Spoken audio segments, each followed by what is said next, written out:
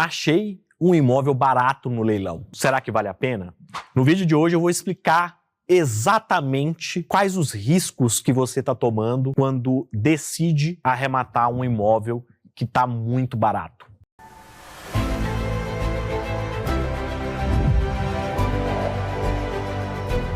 Olá, meu nome é Igor Lopes, esse é o canal do Arrematante e vou explicar hoje para vocês de forma muito clara qual o cuidado que você tem que ter ao ver um imóvel que está com um preço muito abaixo. Vou começar sempre do ponto de vista jurídico. Qual que é a discussão que hoje tem no judiciário? Tudo se passa por um instituto que se chama preço vil.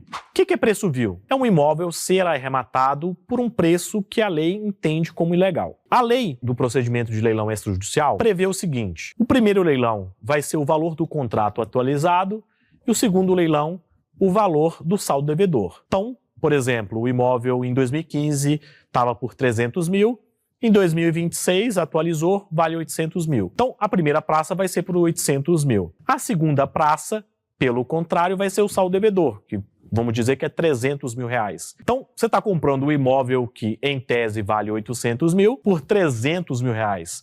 É ou não é um bom investimento? É um excelente investimento.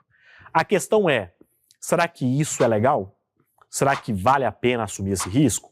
Qual que é exatamente o risco que eu estou correndo? Qual que é a discussão que hoje tem no judiciário? É exatamente esse ponto.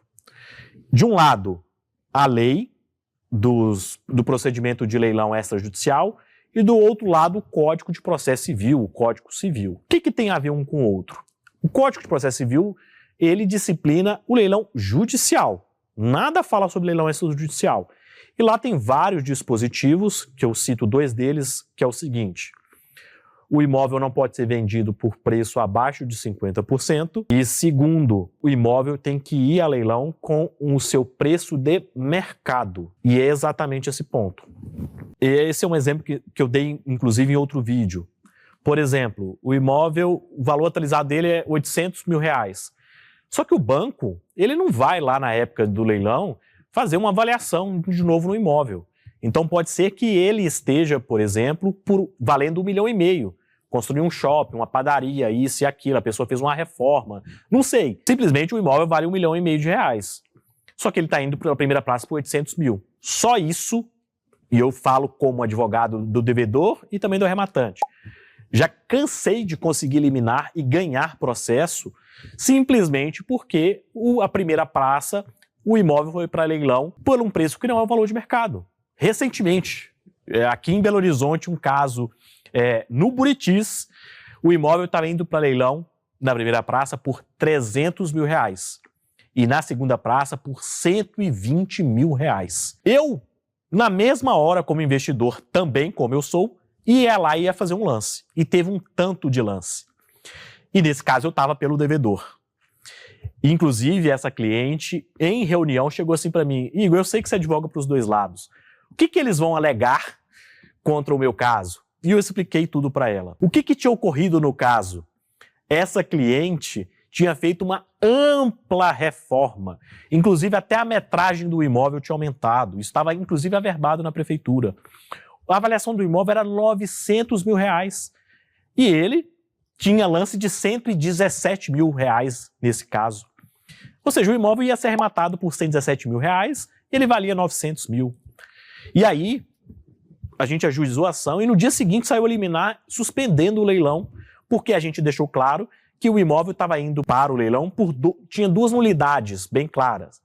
Primeiro, ele estava indo que não era o valor de mercado, e segundo, a segunda praça estava muito abaixo dos 50%, inclusive daqueles 300 mil, que poderia ser até 150, mas estava um imóvel de 900 mil sendo comprado por 100 e poucos mil. E esse que é o ponto. Por quê? Existe uma briga judicial muito grande nesse sentido. Pode ou não pode? Aplica ou não aplica a lei do leilão extrajudicial ou aplica o Código de Processo Civil? E é exatamente esse ponto. O Tribunal de Minas, Tribunal de São Paulo, o Tribunal de Minas tem uma uniformidade maior. O Tribunal de São Paulo nem tanto. Os tribunais regionais federais, que geralmente não, todos eles são responsáveis, são competentes para julgar as ações da Caixa, eles têm uma decisão ou outra destoa disso. Então, hoje tem uma gama de decisões muito disforme, mas recentemente o próprio STJ confirmou que preço vil se aplica a leilão extrajudicial.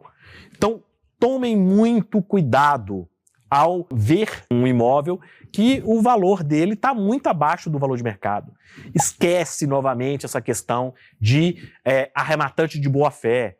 Esquece, está na lei, eu vou ser emitido e pronto. É um perfil muito comum, e eu falo isso abertamente, do arrematante ser um pouco arrogante. Não pode ser muito arrogante. Não é porque está na lei, isso e aquilo, que as coisas vão funcionar assim. E é muito importante deixar claro esse risco.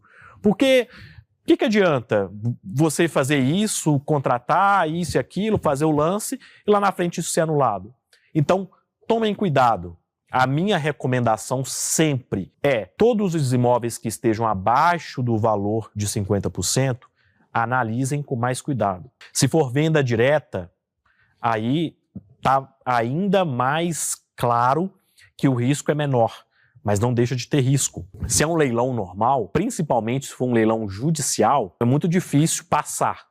Mas, um detalhe, a Justiça Trabalhista adora colocar imóveis em leilão, por exemplo, com 40% de desconto. Estou cansado de conseguir anulação de leilão porque o imóvel foi vendido por 40%. Não pode, não pode. Ainda mais leilão judicial, que aí tem realmente essa discussão. Vocês agora, cientes dessa decisão e cientes de fato que existe isso, é melhor tomar cuidado e, de fato, consultar uma pessoa que entende do assunto para ver se, de fato, vale a pena esse investimento, vale a pena esse risco. Beleza? Então, só retomando, existe hoje uma briga muito grande no judiciário. De um lado, o CPC, o Código de Processo Civil, e de outro, a lei do procedimento de leilão extrajudicial. Qual que vai prevalecer? Na minha humilde opinião, e eu tenho uma posição muito firme nesse sentido, muito embora eu sou pró-arrematante em várias questões, eu entendo que a lei tem que ser razoável e justa. E, para mim, não faz sentido algum um imóvel ir com um preço muito abaixo do mercado se existe uma lei que protege isso. E tem outra coisa também, até para o lado do devedor. O devedor tem uma coisa que se chama sobejo. Quanto mais baixo o imóvel é vendido, menos dinheiro ele recebe, ou às vezes nada. Então, a gente tem que ter muito claro esse ponto. E existe inúmeros e inúmeros professores, doutores, doutrinadores que defendem de forma muito ferrenha, que é a minha humilde opinião, de que não se pode um imóvel para leilão por menos de 50%. Esse foi o vídeo de hoje, espero que tenham gostado e entendido de fato como que o judiciário entende esse assunto. Então, tomem cuidado, sim. Não acredite nessa coisa de guru, investimento fácil, acima de 50%. Não funciona assim. E entendam de verdade qual que é a realidade do mercado. Espero que tenham gostado do vídeo e, se tiver passado por uma situação como essa, comentem aqui que isso pode ser pauta de um próximo vídeo. Um grande abraço!